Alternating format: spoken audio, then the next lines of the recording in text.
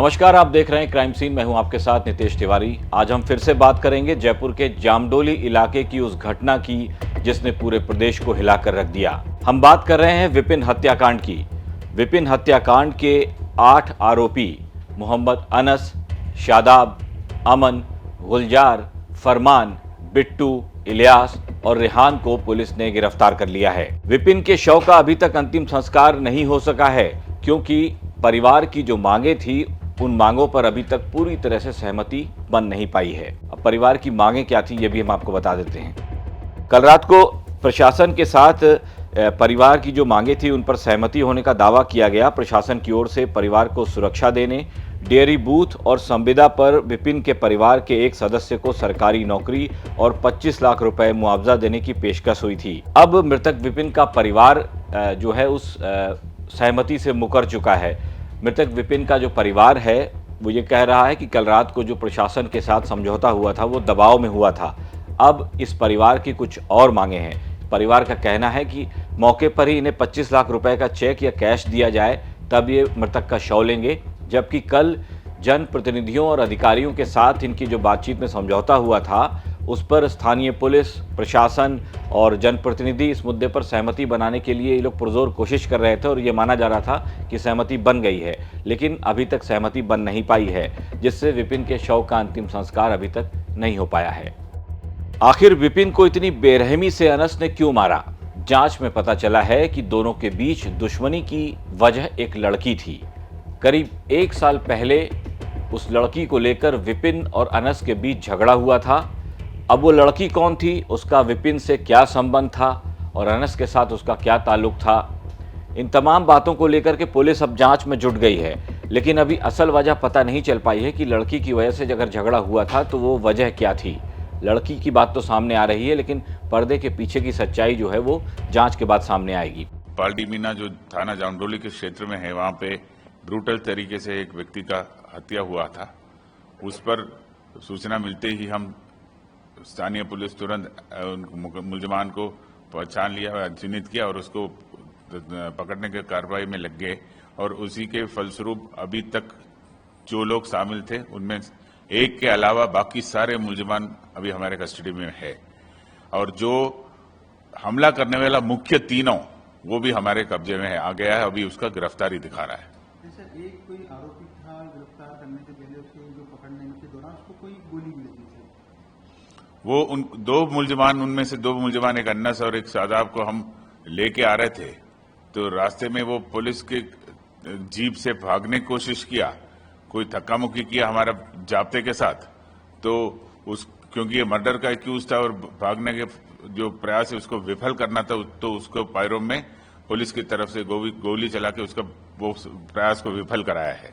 उस दौरान उसके साथ 2 और एक बैठे थे, वो उस कंफ्यूजन में वो भागने लग गया, लेकिन वो उसको वो रेलवे लाइन के पास थे तो उसके आसपास वो जाब्ता ही पकड़ लिया। उसके भी पैर में कुछ छोटे मोटे आई है। एक जो बचा हुआ मुलजिम है वो भी तो मुझे पूरा उम्मीद है कि बहुत जल्दी वो भी अभी हमारे पकड़ में आएगा। रविवार को करीब 9:30 बजे ये विपिन की हत्या की गई थी। अनस और उसके 7 दोस्तों ने मिलकर विपिन को धोखे से घर के बाहर बुलाया। इसके बाद उसे कहा कि हमारे साथ आओ और एक अंधेरे गलियारे में, एक अंधेरी गली में उसे लेकर गए और उसके सीने पर धारदार हथियार से पूरे 14 वार कर उसे अधमरा कर दिया। इलाज के दौरान अस्पताल में विपिन की मौत हो जाती है। इसके बाद परिवार के लोग धरना देते हैं। पहले अस्पताल के बाहर हंगामा होता है, इसके बाद जयपुर आगरा हाईवे को जाम कर दिया जाता है। हंगामा काफ़ी देर तक चलता है, जिसकी वजह से यातायात भी पूरी तरीके से ठप हो जाता है। पुलिस और प्रशासन लगातार ये दबाव बनाते हैं कि जो उनकी मांगे हैं उनको माना जाएगा और इस जाम को हटा लिया जाए। लेकिन जो परिवार वाले थे, जो विपिन के रिश्तेदार थे, जो मोहल्ले वाले थे, वो हाईवे पर डटे रहे और इस धरने को ख़त्म नहीं किया। इसके बाद कुछ लोगों ने पुलिस पर पथराव भी किया। इस पथराव के बाद पुलिस ने पलटवार करते हुए लाठीचार्ज भी किया। काफ़ी हो हंगामा हुआ।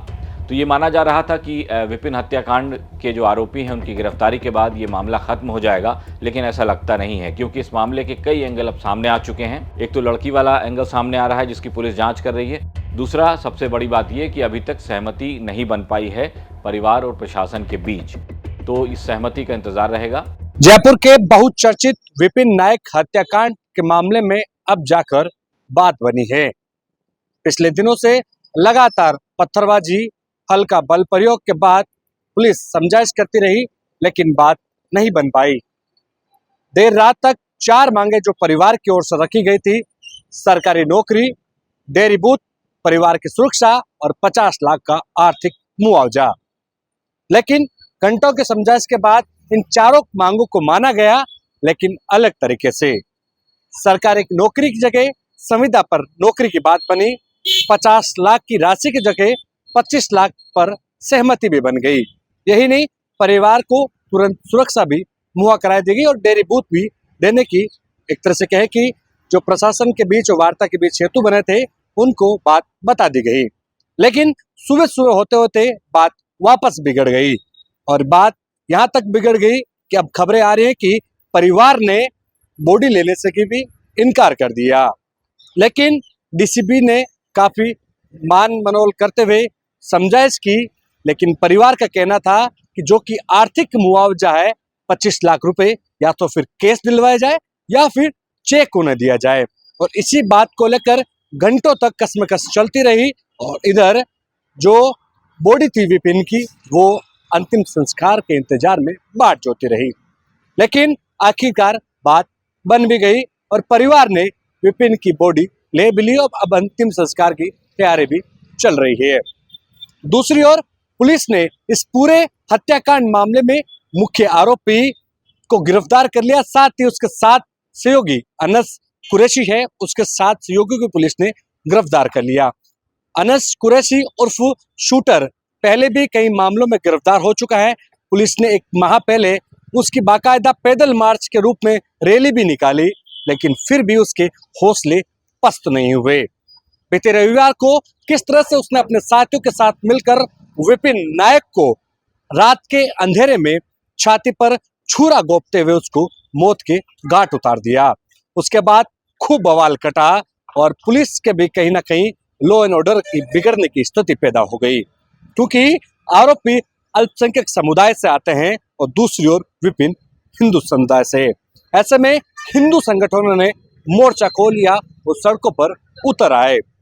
लेकिन पुलिस की जांच का दायरा बढ़ा तो अनस कुरैशी को पुलिस ने गिरफ्तार किया और उसके बाद अनस कुरैशी और उसके साथ एक सहयोगी और दोनों को ले जाकर पुलिस थाने ले जा रही थी, तभी अनस ने एक एएसआई की पिस्टल छीनने का प्रयास किया। उसके बाद में पुलिस और अनस के बीच मुठभेड़ हुई और उसमें अनस के पैर में, दोनों पैरों के अंदर पुलिस ने गोली दाग दी। यही नहीं, अनस के एक अन्य सहयोगी सादाब ने भी एक तरह से कहे कि पुलिस कस्टडी से भागने का प्रयास किया और जुप से कूद गया, जिसके चलते उसके दोनों पैर टूट गए। दोनों को जयपुरी अस्पताल ले जाया गया, जहां पर दोनों का अभी इलाज जारी है, खतरे से बाहर है।